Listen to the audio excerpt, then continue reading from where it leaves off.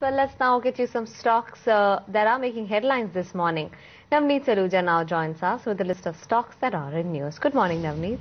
Morning, Kamya. SR Oil would be in focus in today's trading session, while Economic Times paper today has reported that SR Oil, along with its London-listed parent company SR Energy, could be signing an agreement with Chinese Development Bank and PetroChina. The agreement will be a financial agreement, and well, the article also indicates that tomorrow SR Oil could be signing an agreement with Chinese Development Bank in order to raise about $1 billion by way of external commercial borrowings, and the agreement with PetroChina will be a long-term offtake agreement for about 7 to 10 years. So keep an eye on SR Oil in today's trading session. However, the stock on Friday was down by over 1%. And moving on to Dhanlaxmi Bank, which declared its numbers post-market hours on Friday. Well, a bad set of numbers coming in there for the company. If you look at the numbers, they posted a profit of about 28.7 crore versus a loss of about 86 crore on YOY basis. Actually, what was bad in the numbers was the asset quality, because if you look at the gross NPAs, they rose to about 4.82%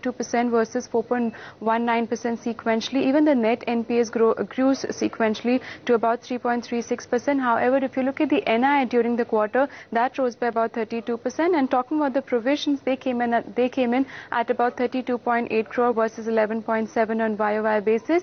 During the quarter, there was a tax write-back of about close to 26 crore. And if you look at the count on Friday, it was almost flat up only by 0.3%. You could see some negative reaction coming in for Dhanlaxmi Bank in today's trading session on back of its bad set of numbers. And moving on to Tata Teleservices, well, there was an offer for sale on Friday, but the promoters of the company, which is Tata Sons, they cancelled the OFS on back of weak demand. But further, there's some news which some of the newspapers have reported, which is the Cellular Operators Association of India. They would be approaching Department of Telecom, asking them to cancel about 19 GSM license awarded to the company in 2005. So keep an eye on Tata Teleservices. It could react to this bit of news. And lastly, keep an eye on ABB, a stock which rose on Friday's trading session by about close to 22%. Remember, there was news about delisting, but the company has clarified to the exchanges that there is no plan of further buyback of shares in order to delist the company. Therefore, you could see some cool off in the stock today.